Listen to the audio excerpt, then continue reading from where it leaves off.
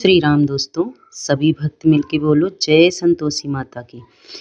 तो अभी शुरू करते हैं संतोषी माता की व्रत कथा। एक बुढ़िया थी और उसके 7 पुत्र थे। 6 कमाने वाले थे और एक निकम्मा था। बुढ़िया माँ 6 पुत्रों की रसोई बनाती, भोजन कराती और पीछे से जो कुछ बचता उस 7वें को दे देती थी। परंतु वह बड़ा भोला भाला था, मन में कुछ विचार ना करता था। एक दिन अपनी बहू से बोला, देखो मेरी माता का मुझ पर कितना प्यार है। वह बोली, क्यों क्यों नहीं, सबका जूठा बचा हुआ तुम्हें तो खिलाती हैं। वह बोला, भला ऐसा कैसे हो सकता है, मैं जब तक आंखों से न देखूं मैं यकीन ही नहीं कर सकता। बहू ने हंसकर कहा, तुम देख लोगे तो तब तो मानोगी। कुछ दिन बाद बड़ा त्योहार आया। घर में 7 प्रकार के भोजन, नान चूरमा के लड्डू बने। वह जांचने को सिर दर्द का बहाना कर पतला कपड़ा सिर पर ओढ़कर रसोई घर में सो गया और कपड़े के अंदर से सब देखता रहा। 6 भाई भोजन करने आए।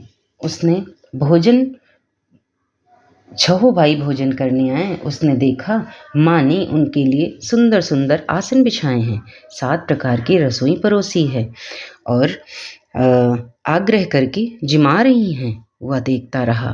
6 भाई भोजन कर उठे। जब माता ने उनकी जूठी थालियों में से लड्डुओं के टुकड़ों को उठाया और एक लड्डू बनाया, जूठन साफ कर बुढ़िया माँ ने पुकारा, उठो बेटा, 6 भाई भोजन कर गए हैं, तू ही बाकी है, उठ ना, कब खाएगा। वह कहने लगा, माँ मुझे भोजन नहीं करना, मैं परदेश जा रहा हूँ। माता ने कहा, कल जाता है तो आज ही जा। वह बोला, हाँ आज ही जा रहा हूँ। यह कहकर वह घर से निकल गया। चलते समय बहू की याद आई। वह गौशाला में उपले थाप रही थी। वहीं जाकर उससे बोला, हम जावें परदेस को, आवेंगे कुछ काल, तुम रहियो संतोष से, परम आपनो पाल, धर्म आपनो पाल। वह बोली, जाओ पिया आनंद से, हमरो सोच हटाए, राम भरोसे हम रहें, ईश्वर तुम्हें सहाय। देव निवास निशानी अपनी, देख धरू में धीर, सुधि हमरी मति विसारियो, रखियो मन गंभीर। वह बोला, मेरे पास तो कुछ नहीं है, यह अंगूठी है, सो ले लो और अपनी कुछ निशानी मुझे दे दो। वह बोली, मेरे पास क्या है, यह गोबर भरा हाथ है। यह कहकर उसकी पीठ में गोबर के हाथ की थाप मार दी। वह चल दिया। चलते चलते दूर देश में जा पहुंचा। वहां एक बड़े साहूकार की दुकान थी। वहां जाकर कहने लगा, भाई मुझे नौकरी पर रख लो। साहूकार को जरूरत थी। साहूकार उससे बोला, रह जा। लड़के ने पूछा, तनख्वाह क्या दोगे। साहूकार ने कहा, काम देख कर ही दाम मिलेंगे। साहूकार की नौकरी मिली। वह सवेरे 7 बजे से रात तक नौकरी बजाने लगा। कुछ दिनों में दुकान का सारा लेन देन, हिसाब किताब, ग्राहकों को माल बेचना, सारा काम करने लगा। साहूकार के 7-8 नौकर थे। वे सब चक्कर खाने लगे कि यह तो बड़ा होशियार बन गया है। सेठ ने भी काम देखा और 3 महीने में उसे आधे मुनाफे का साझेदार बना दिया। वह 12 वर्ष में ही नामी सेठ बन गया और मालिक सारा कारोबार उस पर छोड़कर बाहर चला गया। अब बहू पर क्या बीती सो सुनो। सास ससुर उसे दुख देने लगे। सारी गृहस्थी का काम करा के उसे लकड़ी लेने जंगल में भेजते। इस बीच घर की रोटियों के आटे से जो भी भूसी निकलती उसकी रोटी बनाकर रख दी जाती और फूटे नारियल के खोपरे में पानी। इस तरह दिन बीतते रहे। एक दिन वह लकड़ी लेने जा रही थी तो रास्ते में बहुत सी स्त्रियां संतोषी माता का व्रत करती दिखाई दी। वह वहां खड़ी हो कथा सुनकर बोली, बहनों यह तुम किस देवता का व्रत करती हो और इसको करने से क्या फल मिलता है, इस व्रत के करने की क्या विधि है। यदि तुम अपने व्रत का विधान मुझे समझा कर कहोगी तो मैं आपका एहसान हमेशा मानूंगी। तब उनमें से एक स्त्री बोली, सुनो, यह संतोषी माता का व्रत है। इसके करने से निर्धनता, दरिद्रता का नाश होता है और लक्ष्मी माता आती है। मन की चिंताएं दूर होती हैं, घर में सुख खुशियों से मन प्रसन्न रहता है, शांति मिलती है, निपुत्र को पुत्र मिलता है, प्रियतम बाहर गया हो तो जल्दी आ जाता है, कुंवारी कन्या का मनपसंद वर मिल जाता है, राजद्वारे में बहुत दिनों से मुकदमा चल रहा हो तो खत्म हो जावे, सब तरह सुख शांति हो, घर में धन जमा हो, पैसा जायदाद का लाभ हो जाता है, रोग दुख सब दूर हो जाते हैं और जो कुछ मन में कामना हो वे सब इस संतोषी माता की कृपा से पूरी हो जाती है। इसमें तनिक भी संदेह नहीं है। वह पूछने लगी, यह व्रत कैसे किया जाता है? सो बताओ, आपकी बड़ी कृपा होगी। स्त्री कहने लगी, 1.25 रुपये का गुड़ चना लेना, इच्छा हो तो 5.25 रुपये का या फिर 11.25 रुपये का लेना, सहूलियत अनुसार जितना हो सके, श्रद्धा और प्रेम से जितना कर सको वो लेना। 1.25 रुपये से 5.25 रुपये तथा इससे भी ज़्यादा शक्ति और भक्ति के अनुसार लेना। हर शुक्रवार को निराहार रह कथा कहना सुनना, इसके बीच क्रम नहीं टूटे, लगातार नियम पालन करना। सुनने वाला कोई ना मिले तो घी का दीपक जला, उसके आगे जल के पात्र को रख कथा कहना, परंतु नियम न टूटे। जब तक कार्य सिद्ध न हुए नियम पालन करना और कार्य सिद्ध हो जाने पर ही व्रत का उद्यापन करना। 3 मास में माता फल पूरा करती है। यदि किसी के खोटे ग्रह हों तो भी माता 1 वर्ष में अवश्य कार्य को सिद्ध करती है। कार्य सिद्धि होने पर ही उद्यापन करना चाहिए, बीच में नहीं।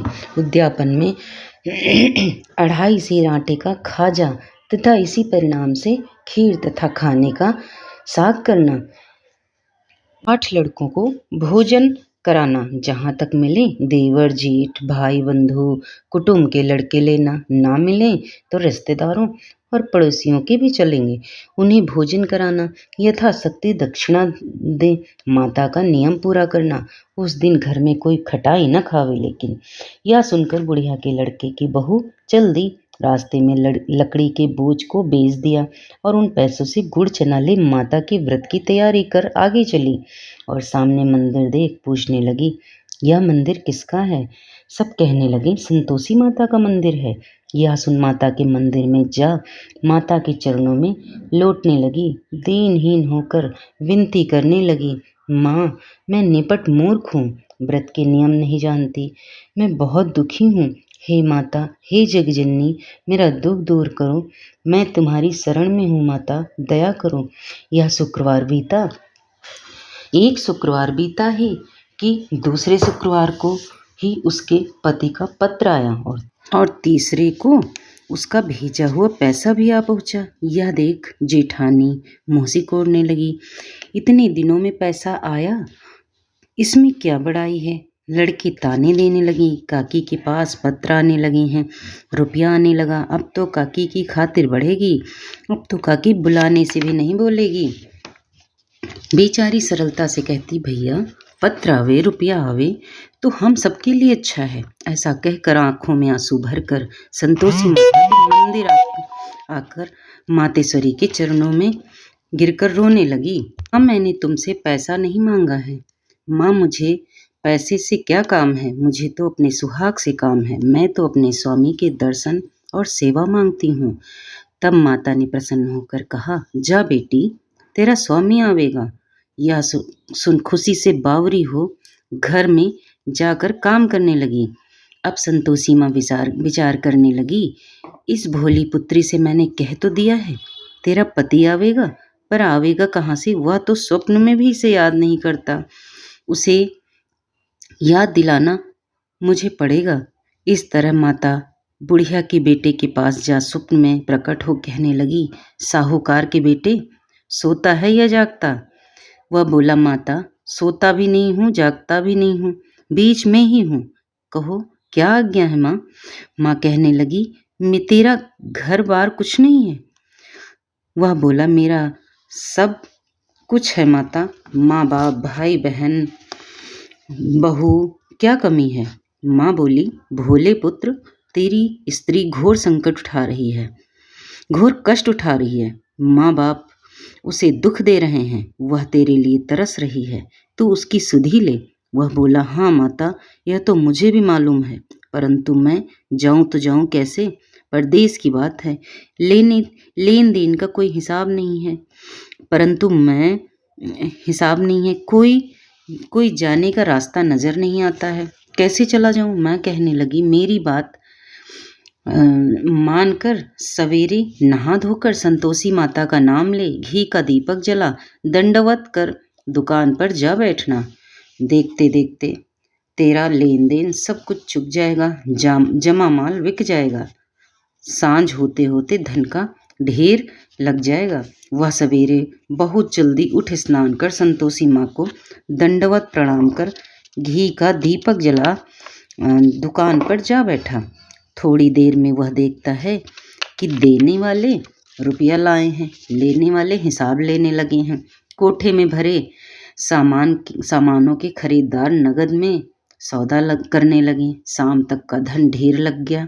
माता का चमत्कार देख प्रसन्न हो मन में माता का नाम ले घर जाने के वास्ते गहना कपड़ा खरीदने लगा और वहाँ के काम से निपट वह घर को रवाना हुआ।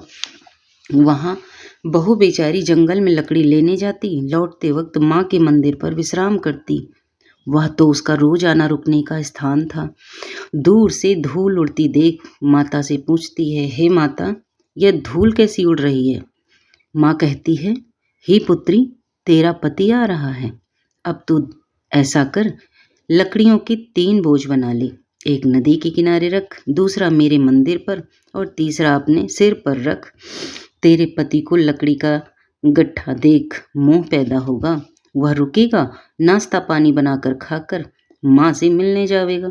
अब तू लकड़ियों का बोझ उठाकर घर जाना और बीच चौक में गट्ठा डालकर 3 आवाजें जोर से लगाना, लो सासू जी, लकड़ियों का गट्ठा लो, भूसी की रोटी दो, नारियल के खोपरे में पानी दो, आज कौन मेहमान आया है?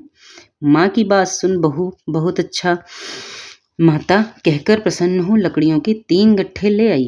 एक नदी तट पर, एक माता के मंदिर पर रख। इतने में ही एक मुसाफिर आ पहुंचा। सूखी लकड़ी देख उसकी इच्छा हुई कि अब यहीं विश्राम करें और भोजन बनाकर खाकर गांव जाएं। इस प्रकार भोजन बनाकर विश्राम कर वह गांव को गया। सबसे प्रेम से मिला। उसी समय बहू सिर पर लकड़ी का गट्ठा ले आती है और लकड़ी का भारी बोझ आंगन में डालकर जोर से आवाज देती है, लो सासू जी, लकड़ी का गट्ठा लो, भूसी की रोटी दो, नारियल के खोपरे में पानी दो, आज कौन मेहमान आया है? यह सुनकर सास बाहर आकर अपने दिए हुए कष्टों को भुलाते हुए कहती है, बहू ऐसा क्यों कहती है? तेरा मालिक ही तो आया है, आ बैठ, मीठा भात खा, भोजन कर, कपड़े गहने पहन। इतने में आवाज़ सुन उसका स्वामी बाहर आता है और अंगूठी देख व्याकुल हो माँ से पूछता है, माँ यह कौन है? माँ कहती है, बेटा यह तेरी बहू है, आज 12 वर्ष हो गए, तू जब से गया है तब से सारे गांव में जानवरों की तरह भटकती फिरती है, काम काज घर का कुछ करती नहीं, 4 समय आकर खा जाती है। अब तुझे देखकर भूसी की रोटी और नारियल के खोपरे में पानी मांगती है। वह लज्जित हो बोला, ठीक है माँ, मैंने इसे भी देखा है और तुम्हें भी देखा है,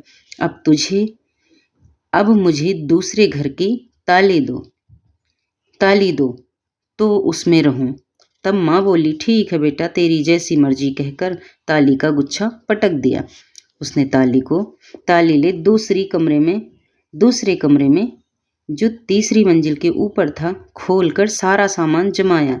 एक दिन में ही वहां राजा के महल में के जैसा ठाट बाट बन गया। अब क्या था, वे दोनों सुखपूर्वक रहने लगे। इतने में अगला शुक्रवार आया। बहू ने अपने पति से कहा, मुझे माता का उद्यापन करना है। पति बोला, बहुत अच्छा है, खुशी से करो। वह तुरंत ही उद्यापन की तैयारी करने लगी। जेठ के लड़कों को भोजन के लिए कहने गई। उसने मंजूर किया, परंतु पीछे से जेठानी अपने बच्चों को सिखलाती है, देखो रे, भोजन के समय सब लोग खटाई मांगना, जिससे उनका उद्यापन पूरा ना हो। लड़के जिमने गए, खीर पेट भरकर खाई, परंतु याद आते ही कहने लगे, हमें कुछ खटाई दो, खीर खाना हमें भाता नहीं, खाना देखकर अरुचि होती है। बहू कहने लगी, खटाई किसी को नहीं दी जाएगी, यह तो संतोषी माता का प्रसाद है। लड़के तुरंत उठ खड़े हुए, बोले, पैसा लाओ। भोली बहू कुछ जानती नहीं थी, सो उन्हें पैसे दे दिए। लड़के उसी समय जाकर इमली खाने लगे। यह देखकर वह बहू पर संतोषी माता ने कोप किया। राजा के दूत उसके पति को पकड़ कर ले गए। जेठ जेठानी मनमाने खोटे वचन कहने लगे। लूट लूट कर धन इकट्ठा कर लाया था, सो राजा के दूत पकड़ कर ले गए। अब सब मालूम पड़ जाएगा जब जेल की हवा खाएगा। बहू से यह वचन सहन नहीं हुई। रोते रोते माता के मंदिर में गई। हे माता, तुमने ये क्या किया?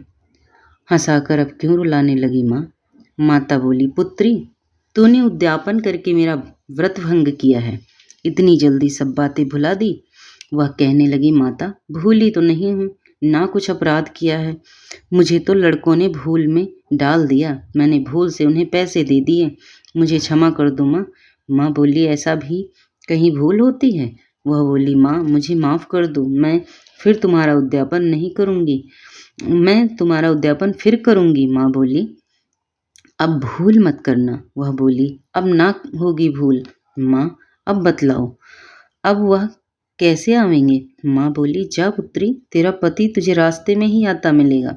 वह घर को चली। राह में पति आता मिला। उसने पूछा, तुम कहाँ गए थे? तब वह कहने लगा, इतना धन कमाया है, उसका टैक्स राजा ने मांगा था, वो भरने गया था। वह प्रसन्न हो बोली, भला हुआ, अब घर चलो। कुछ दिन बाद फिर शुक्रवार आया। वह बोली, मुझे माता का उद्यापन करना है। पति ने कहा, कर लो। वह फिर से जेठ के लड़कों से भोजन को कहने गई। जेठानी ने तो एक दो बातें सुनाई और लड़कों को सिखा दिया कि तुम पहले ही खटाई मांगना। लड़के कहने लगे, हमें खीर नहीं भाता जी, बिगड़ता है, कुछ खटाई खाने को देना। वह बोली, खटाई खाने को नहीं मिलेगी, खाना हो तो खाओ। वह ब्राह्मणों के लड़कों को लाकर भोजन कराने लगी। यथाशक्ति दक्षिणा की जगह एक एक फल दिया। इससे संतोषी माता प्रसन्न हुई। माता की कृपा होते ही 9वें मास उसको चंद्रमा के समान पुत्र हुआ। पुत्र को लेकर प्रतिदिन माता जी के मंदिर जाने लगी। माँ ने सोचा, यह तो रोज आती है, आज क्यों ना मैं इसके घर चलूं, इसका आसरा देखूं तो सही। यह विचार कर माता ने भयानक रूप बनाया। गुड़ और चने से सना हुआ मुख, ऊपर सूंड के समान होठ, उस पर मक्खियां भिनभिना रही थीं। दहलीज में पांव रखते ही उसकी सास चिल्लाई, देखो रे, कोई चुड़ैल चली आ रही है, लड़कों, इसे भगाओ, नहीं तो किसी को खा जाएगी। लड़के डरने लगे और चिल्लाकर खिड़की बंद करने लगे। छोटी बहू रोशनदान में से देख रही थी। प्रसन्नता से पगली होकर चिल्लाने लगी, आज मेरी माता जी मेरे घर आई हैं।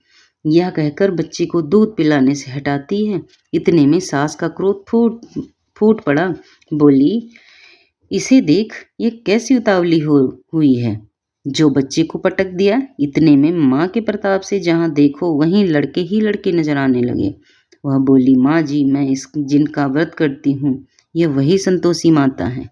इतना कहकर झट से सारे घर के किवाड़ खोल दिए। सबने माता के चरण पकड़ लिए और विनती कर कहने लगे, हे माता, हम मूर्ख हैं, हम अज्ञानी हैं, पापी हैं, तुम्हारे व्रत की विधि हम नहीं जानते, तुम्हारा व्रत भंग कर हमने बहुत बड़ा अपराध किया है। हे माता, आप हमारा अपराध क्षमा करें। इस प्रकार माता प्रसन्न हुई। माता ने बहू को जैसा फल दिया वैसे ही सारे सुनने वाले श्रोताओं को फल दें, और जो पढ़े या संतोषी माता की कथा सुनने सुनाने वाले सभी को माता अपना आशीर्वाद प्रदान करें। तो दोस्तों, बोलो जय संतोषी माता की। और अब सुनते हैं माता संतोषी की आरती। जय संतोषी माता मैया, जय संतोषी माता, अपने सेवक जन की सुख संपत्ति दाता, मैया जय संतोषी माता। सुंदर चीर सुनहरी मैया धारण कीन्हो, हीरा पन्ना दम के तन सिंगार लीन्हो, मैया जय संतोषी माता। घेरू लाल छटा छवि वदन कमल सोहे, हीरा मंद हसत करुणामयी त्रिभुवन जन मोहे, मैया जय संतोषी माई। स्वर्ण सिंहासन बैठी चंवर चूड़े धुरे प्यारे, धूप दीप नैवेद्य मधुमेवा भोग धरे न्यारे, मैया जय संतोषी माई। गुड़ अरु चना परम प्रिय तामे संतोष कियो, संतोषी कहलाई भक्तन वैभव दियो, मैया जय संतोषी माई। शुक्रवार प्रिय मानत आज दिवस सोही, भक्त मंडली आई कथा सुनत मोही, मैया जय संतोषी माई। मंदिर जगमग ज्योति मंगल ध्वनि छाई, विनय करें हम बालक चरणन सिर नाई, मैया संतोषी माई। भक्ति भाव में पूजा अंगीकृत कीजे, जो मन बसे हमारे अच्छा फल दीजे, मैया जय संतोषी माई। दुखी दरिद्री रोगी संकट मुक्त किए, बहुधन धान्य भरे घर सुख सौभाग्य दिए, मैया जय संतोषी माई। ध्यान धरो जिस जन ने मनवांक्षित फल पायो, पूजा कथा श्रवण कर घर आनंद आयो, मैया जय संतोषी माई। शरण गहे की लज्जा रखियो जगदम्बे, संकट तू ही निवारे दयामयी मांबे, जय संतोषी माई। संतोषी माँ की आरती जो कोई नर गावे, रिद्धि सिद्धि सुख संपत्ति जी भर के पावे, मैया जय संतोषी माई। जय संतोषी माँ। जोर से बोलो जय संतोषी माता की जय। तो दोस्तों, यदि कथा पसंद आई है और आपको थोड़ा भी अच्छा लगा है तो चैनल को लाइक शेयर सब्सक्राइब कर लेना। धन्यवाद।